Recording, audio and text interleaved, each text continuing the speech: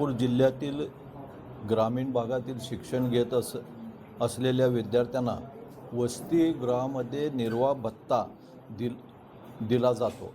गेल्या शैक्षणिक वर्षामध्ये प्रवेश घेतलेल्या विद्यार्थ्यांना निर्वाह भत्ता मिळाला नाही आणि परंतु शैक्षणिक वर्ष 2024-25 मध्ये वसतिगृह प्रवेश घेतलेल्या विद्यार्थ्यांना पुढील शैक्षणिक वर्षात म्हणजे 2025-26 या शैक्षणिक वर्षात याच वसतिगृहात प्रवेश नाकारले जात होतं। त्यासाठी माननीय मंत्री अतुल सावे साहेबांना आम्ही निवेदन दिलं होतं, तसंच माननीय मुख्यमंत्री साहेबांनाही निवेदन दिलं होतं।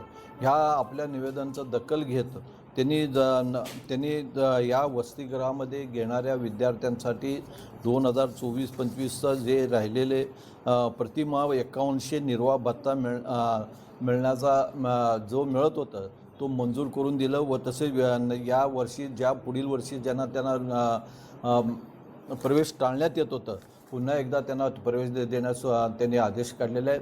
मला असं वाटतं की येणाऱ्या वर्षात निर्वाह भत्ता व त्यांना जे भत्ता मिळत होतं 5100 रुपये आणि व तसंच त्यांचं जे ॲडमिशन आहे तर पुढील वर्षी, त्यामुळे या जिल्ह्यातील गोरगरिबांच्या मुलांना व तसेच शेतकऱ्यांच्या ज्या मुलं होते त्या इतर मागासवर्गीय मुलांना ते आपल्या ह्या शैक्षणिकचा लाभ मिळू शकतो।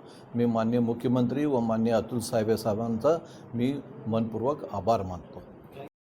लाईक करा, कमेंट करा आणि हो सबस्क्राइब करायला विसरू नका।